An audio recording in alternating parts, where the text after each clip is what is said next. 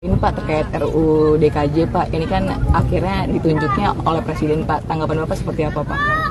Begini, menurut saya yang penting RUU disusun untuk menyelesaikan problem-problem yang selama ini ada di kawasan Jakarta.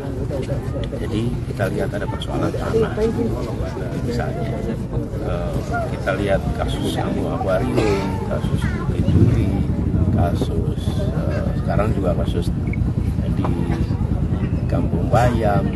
Kewenangan-kewenangan yang dimiliki oleh kepala daerah dipastikan bisa menyelesaikan persoalan-persoalan seperti tanah itu.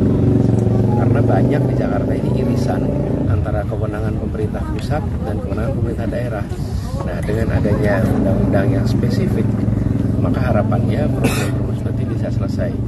Jadi, menurut saya yang penting itu bukan soal siapanya yang ditugaskan atau ditunjuk atau dipilih saja, tapi bagaimana RUU ini menyelesaikan persoalan-persoalan di Jakarta. Dan Jakarta ini bukan hanya pusat kegiatan perekonomian, ini juga pusat kegiatan kebudayaan. Saya mengharapkan juga dari RUU ini ada pengaturan endowment, dana abadi untuk kegiatan kebudayaan, sehingga Jakarta sebagai pusat kegiatan kebudayaan juga bisa maju. Dan bidang-bidang kebudayaan itu kan banyak sekali.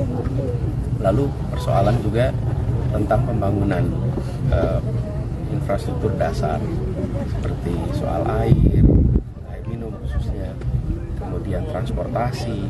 Nah, itu semua perlu kewenangan yang diberikan cukup luas kepada yang pegang kewenangan di Jakarta supaya bisa memastikan pasokan kebutuhan terpenuhi.